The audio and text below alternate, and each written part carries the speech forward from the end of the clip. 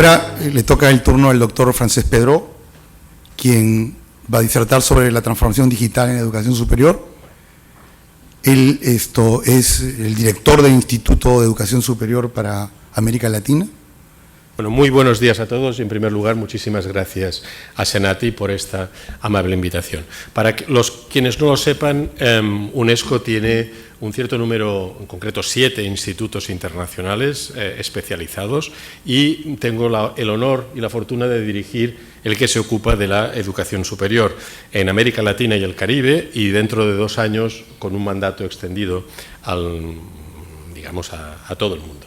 Bien, yo les vengo a hablar, a mí me ha tocado de hecho bailar con la más fea, como se dice, ¿verdad? Porque me pidieron, Carlos me pidió que hiciera una panorámica de lo que está sucediendo en América Latina y la verdad debía haberme negado, porque lo que está sucediendo en América Latina pues deja mucho que desear, esa es la verdad.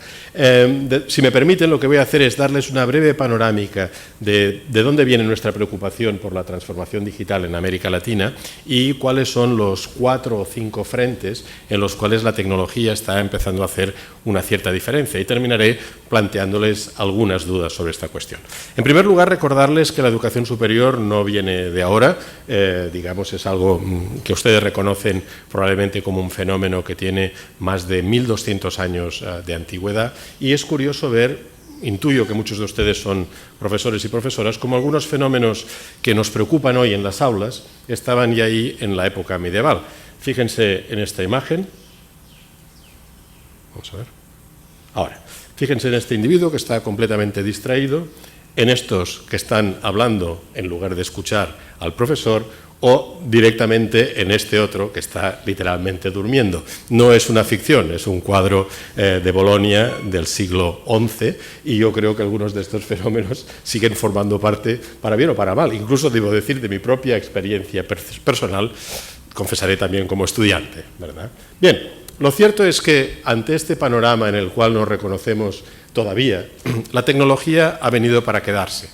Desgraciadamente no tenemos todavía cifras con respecto a lo que está sucediendo en América Latina, pero sí, utilizando, digamos, las similitudes entre regiones, podemos decir que hoy en día ya no existe prácticamente fronteras entre lo que era la enseñanza superior a distancia y la enseñanza superior presencial, sino que cada vez más, como ven en este caso en las universidades europeas, prácticamente todas, y creo que la mayor parte de las universidades públicas en América Latina también, tienen ya una oferta que está en el terreno de lo que podríamos llamar la hibridación, sobre todo en lo que serían los cursos de posgrado y más allá.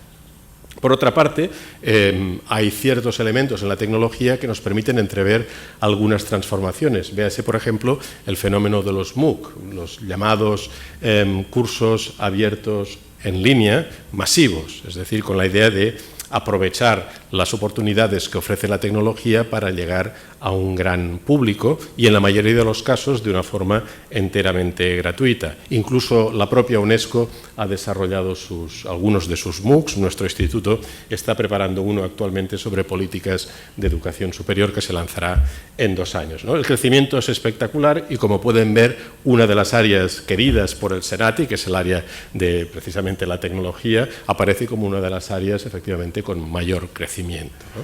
Por tanto, la tecnología está ya en la enseñanza superior, la tecnología nos hace entrever nuevas formas de provisión que tal vez modifiquen radicalmente lo que hacemos, pero el problema sigue siendo el mismo. El problema de esta transformación es que puede ser ciega.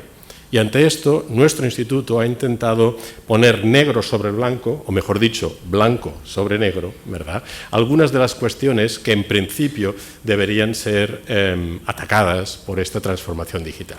La primera y que nos preocupa enormemente en todo el mundo es la necesidad que tenemos de aprender más, o dicho de otra manera, no solo de avanzar en una carrera contra los contenidos que siguen creciendo muy a nuestro pesar, sino aprender más en el sentido de hacerlo de una forma más eficiente. Fíjense, esta gráfica muestra, no tenemos los datos para Perú, pero muestra la distancia que hay entre las tasas de matriculación en la educación superior y las tasas efectivas de graduación. No tengo los datos de Perú, como les decía, pero he tomado como ejemplo Colombia, por proximidad, no solo geográfica, sino en muchos sentidos, y pueden ver que la distancia que separa matriculación de graduación prácticamente se convierte, si me dejan que lo cifre en términos económicos, en una pérdida de un 1,5% del Producto Interior Bruto que va a parar a la educación superior. Es decir, una cantidad ingente, alrededor de un 70% de los estudiantes que se matriculan en enseñanza superior nunca se van a graduar. Es verdad que ese paso por las instituciones puede generar unas ciertas externalidades, pero lo cierto es que la falta de esa graduación es en realidad, digamos, un freno al desarrollo, ¿no? Segunda cuestión, podríamos decir que no se trata tan solo de hacer, tal vez gracias a la tecnología, los procesos de enseñanza más eficientes, sino tal vez conseguir que los estudiantes aprendan mejor, en definitiva, que no se distraigan, ¿verdad? O sencillamente, digamos, que no se duerman. ¿Qué podemos decir con respecto a esto?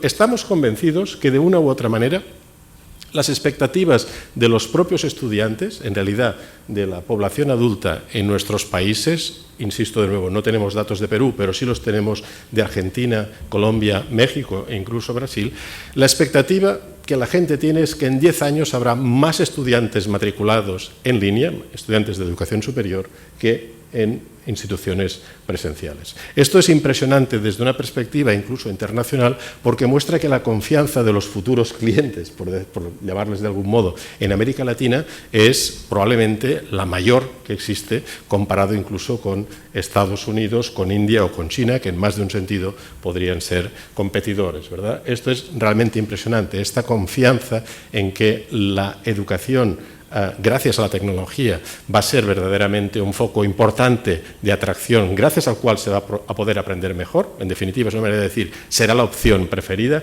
es algo inimaginable 25 años atrás.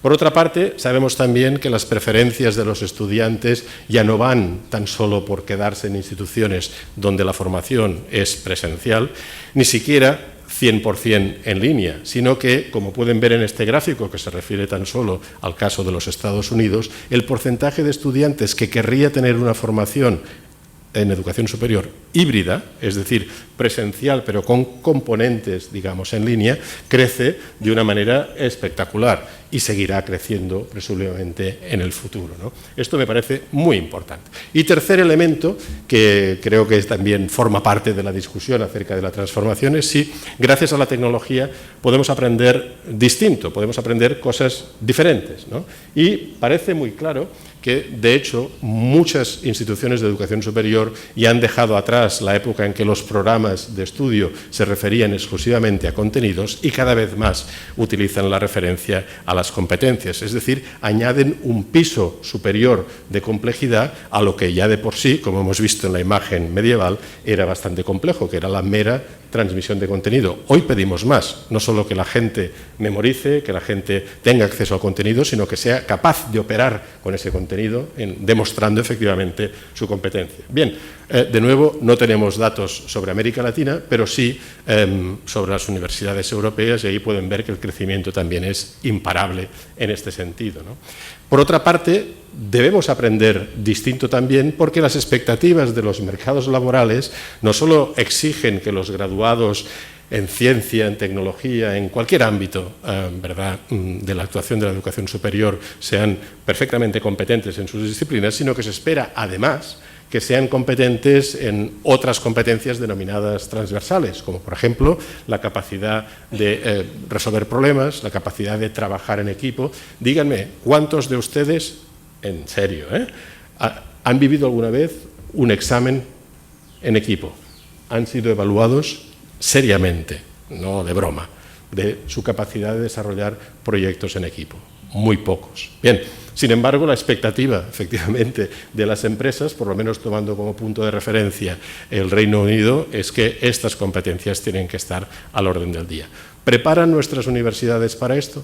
Lo cierto es que si nos referimos a los pocos datos que tenemos de América Latina, podemos ver con toda claridad que los mercados laborales se están polarizando. Aquí pueden ver con claridad que si dividimos a las ocupaciones en función de, digamos, hasta qué punto lo que hacen puede ser automatizado, se darán cuenta de que las operaciones manuales más fácilmente automatizables en América Latina están en franca disminución.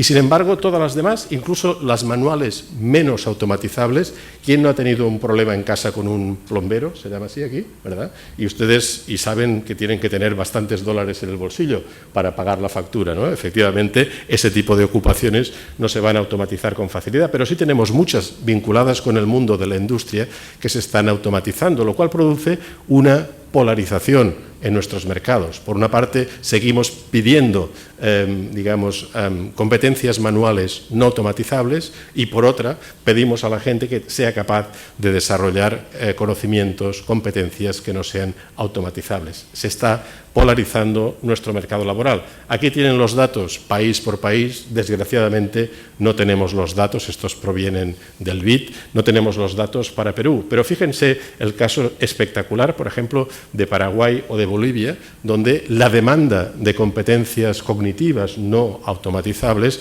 está creciendo enormemente. Y esto es un indicador muy importante de la evolución de la industria y de los servicios en esos países. Bien, la tecnología nos puede ayudar en este panorama de creciente complejidad. Yo no puedo hacer un repaso en el poco tiempo que me queda de todo lo que está sucediendo. Me voy a limitar tan solo a 4 cosas. Algunas de ellas, como ya se ha dicho, están sucediendo ya en el Senati y otras inevitablemente van a estar sucediendo. El primer vector en el que parece claro que la tecnología nos está ayudando es indudablemente la movilidad, el aprendizaje móvil. De nuevo, no tenemos datos para América Latina, pero utilizando, datos un poco más antiguos de los Estados Unidos, podemos ver hasta qué punto el estudiante prototipo de enseñanza superior está perfectamente equipado. De hecho, viene a nuestras aulas, viene a sus aulas, con un equipo muy importante en el bolsillo, con una enorme capacidad de computación. Y ojalá llegue el día, como Carlos me recordaba, en que podamos decir, por favor, enciendan sus celulares porque la clase va a empezar. En realidad, la mayor parte de nosotros hacemos todo lo contrario. Por favor, apaguen los celulares porque vamos a empezar la clase, ¿no? Estamos desaprovechando, efectivamente, algo que está ahí y que intuimos que, lógicamente, tiene enormes ventajas desde el punto de vista pedagógico. Yo no me puedo referir a ellas con claridad, pero sí puedo decirles que la UNESCO, desde el año 2010, viene siendo una de las voces más autorizadas en defensa precisamente del aprendizaje móvil. Y en este sentido les invito a visitar nuestras publicaciones en este ámbito. Esto va a crecer indudablemente porque es la manera de garantizar que allí donde está el individuo con su dispositivo móvil está también una oportunidad de aprendizaje. Esto, si no está, estará seguro bien pronto en el Senati. Segundo elemento, un poco más complejo, que es todo lo que se denomina las métricas de aprendizaje. La mayor parte de las instituciones que tienen programas en línea, programas híbridos, utilizan plataformas. Bien, en esas plataformas existe la capacidad de registrar todas las actividades que tanto docentes como estudiantes están realizando. Generamos una cantidad impresionante de datos. La pregunta es, ¿podemos utilizar esos datos para gestionar mejor los procesos de enseñanza y aprendizaje? Los datos están ahí. No conozco todavía ninguna institución pública, con la excepción del TEC de Monterrey, en América Latina, donde esto empieza a ser una realidad. Dejo de lado la cuestión de la utilización de las métricas de aprendizaje en las escuelas de negocios, también en América Latina, que empieza a ser un fenómeno muy importante. Pero dense cuenta que ahí tenemos un potencial enorme de intervención que nos permitiría darnos cuenta de hasta qué punto no tenemos frente a nosotros una clase de 12 individuos, todos exactamente iguales, sino que tenemos 12 individuos con necesidades, intereses y capacidades distintas. Y la tecnología nos permite identificarlos precisamente en su carácter único. Y por otra parte, si los docentes están capacitados, que ese es el tema, actuar adecuadamente con la intervención apropiada. Tercer elemento, podemos decir, que blockchain se está convirtiendo en the talk of the day, ¿no? Es decir, todo el mundo habla de blockchain.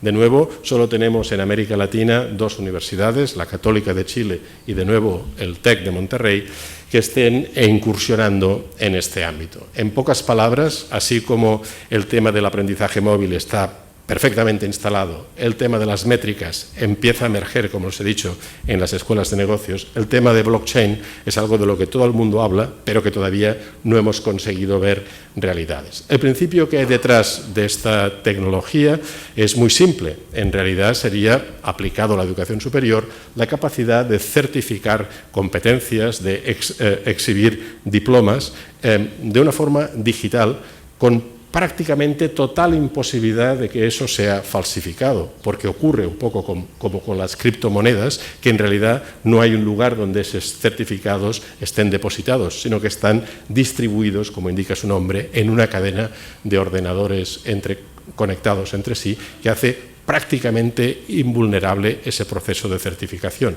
Y lo más importante que tiene blockchain es que gracias a su carácter digital permite que esa certificación viaje allí donde va el itinerario formativo del estudiante, es decir, dentro del mismo país, a otro país, él siempre tendrá, y cualquier empleador, cualquier institución, tendrá acceso a ese, digamos, baúl que recoge las competencias que ha ido acumulando con el tiempo. Yo creo, en el Instituto estamos convencidos de que es una tecnología muy prometedora y vamos seguramente a verla crecer en el futuro. Y termino con la inteligencia artificial y dirán, bueno, se ha equivocado de transparencia, ¿no? Por esto que tiene que ver.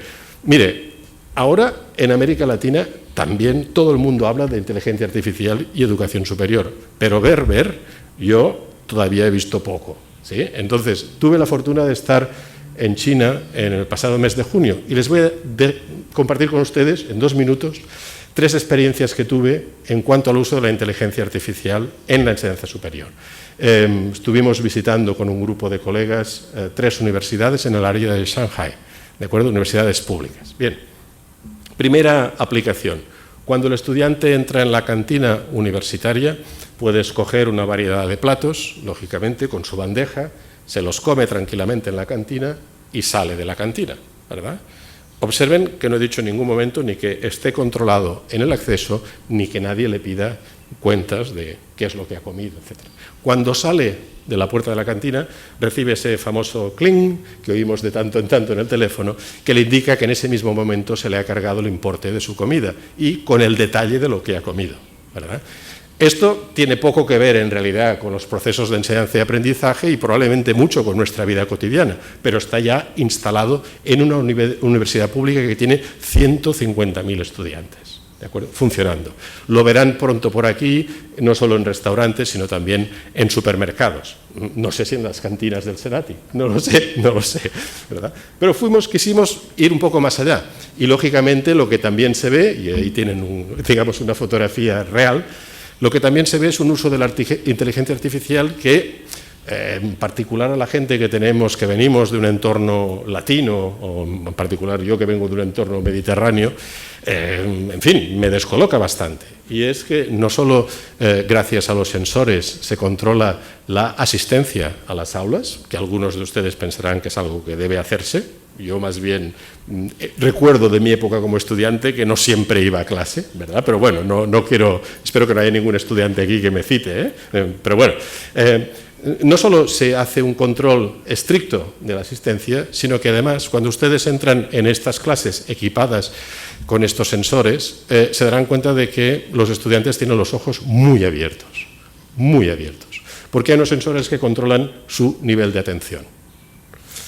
De nuevo, para mí es problemático, porque no creo que en realidad, digamos, tener los ojos bien abiertos signifique necesariamente que estoy aprendiendo más, mejor o distinto, ¿verdad? Sino sencillamente que estoy interactuando con una máquina que me pide que tenga los ojos abiertos, ¿verdad? Pero esto está sucediendo, aquí tienen la prueba. Pero lo más interesante, así como esto no es un uso que a mí me parezca, digamos, de gran interés, lo más interesante fue precisamente la experiencia que tuvimos de hasta qué punto la inteligencia artificial puede efectivamente poner en riesgo a algunos docentes. En China, que es un país enorme, también sucede en Australia o en Rusia, la educación a distancia se utiliza también para garantizar que en lugares remotos se tiene acceso a profesores, ¿verdad? Entonces se transmite vía televisión clases, por ejemplo, de inglés que van a parar a unas escuelas o unas facultades remotas en el interior. Bien, lo que ahora se está haciendo, y esto yo fui alumno, digamos, real de este tipo de iniciativa, es que aquí, como pueden ver, tienen lo que podría ser una profesora normal y corriente. No lo es. En realidad es una creación sintética.